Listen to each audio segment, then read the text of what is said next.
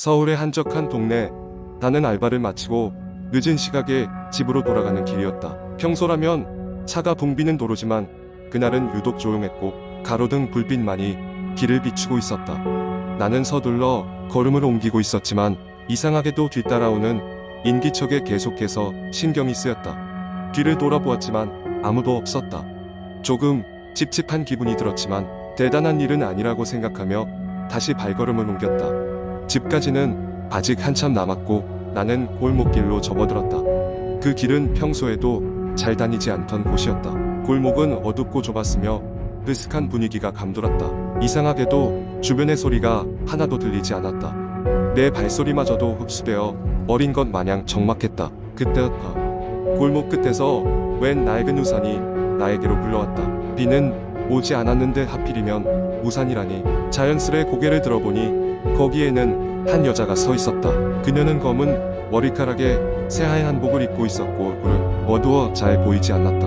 그녀는 천천히 내게로 걸어오기 시작했다. 갑자기 심장이 빨리 뛰기 시작했고 몸은 얼어붙듯 움직이지 않았다. 가까워질수록 그녀의 얼굴이 보였다. 그녀의 눈에서 피눈물이 흐르고 있었고 얼굴은 마치 죽은 사람처럼 생기 없이 창백했다. 더 이상 참을 수 없었고 나는 본능적으로 그 자리를 뛰쳐나왔다. 얼마나 달렸을까? 숨이 턱까지 차올라 골목을 빠져나와 큰 길에 도착했을 때에야 멈출 수 있었다. 주위를 둘러보았지만 아무도 없었다. 이상하게도 지나가는 차도 사람도 보이지 않고 모든 것이 정지된 것 같았다. 숨을 고르며 다시 걸음을 옮기기 시작했다. 그동안 내 등 뒤에서 계속 들리던 발소리는 꿈결처럼 희미해졌다. 마침내 집에 들어왔을 때 나는 별일 없었다는 듯 안도의 한숨을 내쉴 수 있었다. 하지만 그때 내 방 창문을 두드리는 소리가 들렸다. 설마는 마음의 커튼을 열어보니 아무것도 없었다. 그저 우산 하나만이 빗물에 젖어 창밖에 놓여 있었다. 그날 이후 나는 그 길을 다시는 지나가지 않기로 결심했다. 하지만 가끔씩 특히 비 오는 날이면 창문 밖에서 들리는 낯선 소리에 온몸이 얼어붙곤 한다. 내가 본 그 여자는 정말 귀신이었던 걸까? 아니면 단순히 피로에 찌든 나의 환상이었을까? 답을 알 수 없지만 그날 밤 이후로 나는 그 공포를 결코 잊을 수 없게 되었다. 두 번째 이야기. 어느 작은 마을에 잊혀진 숲이라고 불리는 곳이 있었다. 그 숲은 예로부터 사람들이 잘 가지 않는 장소였고 무언가 섬뜩한 느낌을 주었다. 어느 날 대학교에서 사회학을 전공하는 3명의 학생들이 연구 프로젝트를 위해 이 숲에 대해 조사하기로 했다. 그들은 이 숲에 얽힌 다양한 전설과 주민들의 증언을 통해 자료를 수집하고 싶었다. 첫 번째 날 세 친구들은 아침 일찍부터 숲으로 향했다. 숲 입구에 들어서자마자 그들은 이상한 기운을 느꼈다. 해는 쨍쨍했지만 숲속은 이상하리만큼 어두웠고 나무 사이에서 미세한 속삭임이 들리는 것 같았다. 그들은 그냥 바람 때문이겠지라고 서로를 안심시키며 숲속으로 더 깊이 들어갔다. 숲의 중심부에 다다르자 그들은 오래된 폐가를 발견했다. 폐가는 풀과 덩굴에 뒤덮여 마치 자연의 일부인 듯했다. 그러나 그들은 그곳이 누군가의 옛 집인 것 같다는 것을 알아챘다. 문을 열자 그곳은 먼지와 거미줄로 가득 차 있었고 아무래도 수십 년은 된 듯한 가구들이 군데군데 놓여 있었다. 친구들 중 한 명인 민수는 이 집에 얽힌 전설을 알고 있었다. 이곳엔 한 가정이 살았었대. 그 가족은 이유를 알 수 없이 실종되어 버렸고 그때부터 이 집엔 무언가가 살고 있다고 많은 사람들이 믿고 있어. 민수의 말에 친구들은 오싹한 기분이 들었지만 별일 아니라고 생각하며 조사에 몰두했다. 해가 저물어 가자 그들은 그만 돌아가기로 했다. 하지만 숲에서 나오는 길이 이상하게도 기억나지 않았다. 시간은 점점 늦어지고 주변은 어두워졌다. 휴대폰도 이상하게 불통이었고 그나마 있는 플래시라이트마저 희미해져 갔다. 그때 멀리서 누군가의 발소리가 들렸다. 처음엔 우연히 지나가는 동물일 거라 생각했지만 발소리는 점점 가까워졌다. 세 친구들은 발소리를 따라 무작정 달리기 시작했다. 발길이 미끄러져 넘어지기도 했고 가시덤불에 긁히기도 했지만 일단 그곳을 벗어나는 것이 급선무였다. 그러다 한 친구가 멈추고 말았다. 앞에는 아까 그 폐가가 다시 서 있었다. 말도 안 돼. 우린 분명히 다른 방향으로 왔는데. 정문이 절망적으로 외쳤다. 그때 폐가의 창문에서 불빛 같은 것이 어른거렸다. 아주 잠깐이었지만 분명히 본 것이었다. 그들은 할 수 있는 한 빨리 숲을 빠져나가기 위해 방향, 감각을 잃지 않으려 애썼다. 긴장이 고조된 상황 속에서 그들은 결국 숲을 빠져나와 마을의 경계에 도달했다. 서로를 붙잡고 숨을 고르며 뒤를 돌아보니 숲은 아주 조용하고 평화로워 보였다. 방금 겪었던 사건이 마치 꿈 같다는 생각이 들 만큼 다음 날 아침 그들은 마을 어르신을 찾아가 자신들의 경험을 이야기했다. 어르신은 조용히 듣고 나서 이렇게 말했다. 그 숲에는 많은 이야기가 전해져 내려오지만 중요한 것은 한 번 들어간 사람은 절대 혼자 힘으로 빠져나오지 못했단다. 그것이 사실인지 아닌지는 알 수 없지만 이후로 그들은 절대 그 숲에 다시 들어가려 하지 않았다. 여전히 그 숲에 대한 전설과 괴담은 마을 사람들 사이에서 전해지고 있었다. 그렇게 세 친구의 숲에서의 공포스러운 경험은 그들만의 비밀로 남겨졌고 오직 전설로만 나머지 사람들에게 전해졌다. 세 번째 이야기. 어느 작은 산골 마을의 산우령이라고 불리는 깊고 음침한 숲이 있었습니다. 이 숲은 오래전부터 이상한 일들이 많이 벌어진다고 소문나 있었고 마을 사람들은 그곳에 잘 가지 않았습니다. 이상한 소문 하나가 특히 끔찍했는데 숲속 깊은 곳에 이상한 집이 하나 있다는 것이었습니다. 그 집에 들어간 사람은 살아서 나올 수 없다는 전설이 있었죠. 김민수라는 젊은 대학생은 그런 이야기를 흘려듣지 않았습니다.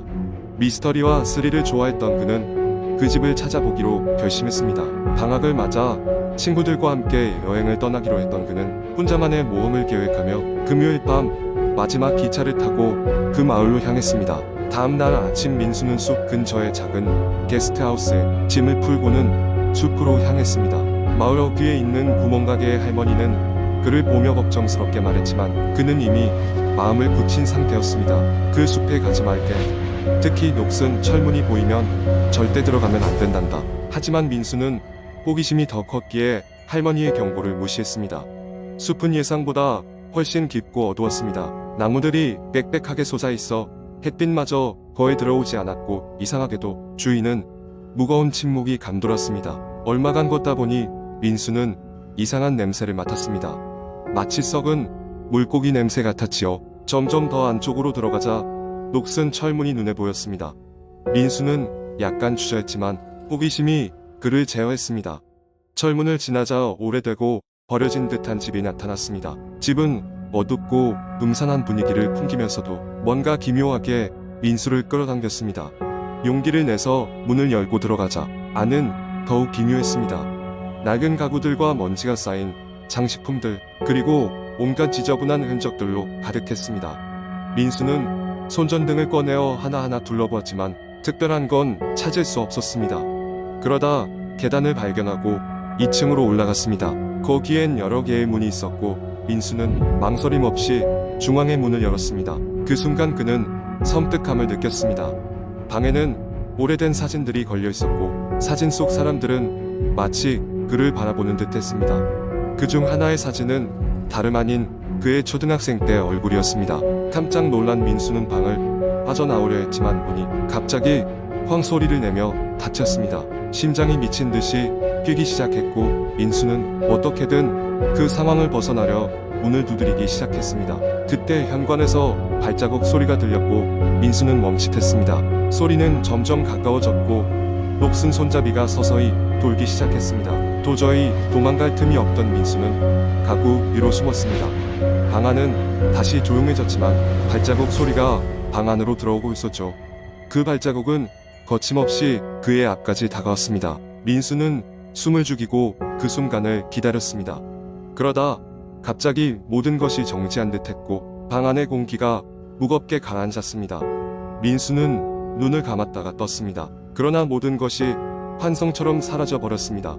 그는 다시 한번 주변을 살펴보았지만 그가 본 것은 텅 빈 방이었습니다. 사진이며 낡은 가구들은 온데간데 없었습니다. 민수는 급히 그 집을 빠져나와 숲을 가로질러 마을로 돌아왔습니다. 그 이후로 그는 다시는 그 숲에 대해 이야기하지 않았습니다. 서울로 돌아온 그는 다른 사람에게 그날 일에 대해 말하려 했지만 왠지 모르게 모든 게 꿈을 꾼 것만 같은 느낌이었습니다. 하지만 민수의 마음 한쪽엔 그 집이 분명 현실이었다는 끔찍한 믿음이 자리 잡고 있었습니다. 그리고 몇 년 후 인터넷에서 우연히 그 숲에 관한 또 다른 이야기를 발견하게 되었을 때 그날 전신의 사진이 이미 인터넷에 돌아다니고 있음을 알고 얼어붙었습니다. 다시는 그곳에 가지 않겠다고 다짐했지만 여전히 어딘가에서 자신을 찾아오고 있을 무언가의 존재를 느낄 수밖에 없었습니다. 네 번째 이야기, 제가 겪은 이야기를 하나 들려드릴까 합니다. 이 이야기는 제가 중학생 시절에 경험한 일인데 시간이 꽤 흘렀지만 아직도 생생히 기억에 남아 있습니다. 그 시절 친구들과 귀신 이야기나 괴담을 나누는 게 유행이었고 저희는 항상 무서운 이야기를 찾아다니곤 했습니다. 그러던 어느 날 저희는 학교 근처에 위치한 오래된 폐가에 얽힌 소문을 듣게 되었습니다. 그 폐가는 학교에서 꽤 멀리 떨어진 외진 곳에 있었는데 예전에는 부유한 집안이 살던 큰 저택이었다고 합니다. 그러나 그 집에서 끔찍한 사건이 발생하면서 가족들이 모두 떠나고 지금은 몇십 년째 방치된 상태였습니다. 소문에 따르면 그 집에는 밤에 여자의 울음소리가 들리고 창가에 하얀 옷을 입은 여자 귀신이 나타나곤 한다고 했습니다. 무서운 이야기를 좋아하는 저와 친구들은 그곳에 가보기로 결심했습니다. 예정한 날 밤 저희는 손전등과 스마트폰의 플래시를 의지해 그 집으로 향했습니다. 집 근처에 도착하니 정말로 오싹한 기운이 흐르고 있었습니다. 철제 대문은 녹슬어 있었고 정원은 무성한 잡초로 가득 차 발 디딜 틈도 없었습니다. 창문은 거의 다 깨져 있었고 집 안쪽은 새까맣게 보여 어떤 일이 숨어 있을지 모를 불안함이 엄습해왔습니다. 저희는 떨리는 마음을 진정시키며 집 안으로 발을 들여놓았습니다. 거실에는 오래된 소파와 테이블이 그대로 있었고 층층 간 계단에는 먼지가 쌓여 있었습니다. 우리는 집 안을 둘러보기로 하고 각자 다른 방향으로 흩어졌습니다. 시간이 지나면서 하나둘 이상한 일들이 생기기 시작했습니다. 친구 하나가 들뜬 목소리로 부엌에서 묵직한 발자국 소리를 들었다고 했고 또 다른 친구는 2층에서 낮은 한숨 소리를 들었다고 했습니다. 저는 그때 큰 방 안에 있었습니다. 아무것도 없는 어둠 속에서 어디선가 느껴지는 시선의 소름이 돋고 있었습니다. 그 순간 벽에 걸린 오래된 거울에 무언가 나타나는 것을 보았습니다. 거울 속에는 제가 아닌 누군가가 서 있었습니다. 하얀 옷을 입고 길게 늘어진 머리를 가진 여자의 형상이었습니다. 그녀는 무표정하게 저를 바라보고 있었고 순간 온몸이 얼어붙는 기분이었습니다. 서늘한 바람이 뒤에서 불었고 황급히 뒤돌아봤지만 아무것도 보이지 않았습니다. 심장은 미친 듯이 뛰고 있었습니다. 너무도 두려운 나머지 저는 친구들에게로 달려갔습니다. 모두가 어떤 형상을 보았다고 입을 모았습니다. 그제야 우리는 이 집을 빨리 나가야 한다는 걸 깨달았습니다. 헐레벌떡 집 밖으로 나가 길을 향해 달렸습니다. 한참을 달린 후에야 뒤를 돌아봤고 먼 곳에서 그 집이 어둠에 잠겨 있는 걸 볼 수 있었습니다. 집의 두 번째 층 창문에 희미한 형상이 서 있었던 것도 그때였습니다. 그렇게 무서운 경험을 한 후로 우리는 그 집에 다시 가까이 가지 않았습니다. 그 후에도 그 집에서는 이상한 소문들이 계속됐습니다. 하지만 저는 그곳이 어떤 비밀을 품고 있는지 알아내고 싶은 마음이 전혀 들지 않았습니다. 그곳에는 그리고 그 집 안에는 우리가 알지 못하는 무언가가 있다는 것만은 확실했습니다. 그 이후로 친구들과 그날 겪은 일을 몇 번이고 이야기했지만 아무리 떠올려도 그때의 공포는 쉽게 사라지지 않았습니다. 시간이 흐르면서 저희는 그 시절을 추억하며 웃을 수 있게 되었지만 그 집에 관한 이야기는 어딘가에 묻어두고 싶었습니다. 그리고 지금도 그 이야기를 꺼내면 등골이 서늘해지는 그런 경험이었습니다.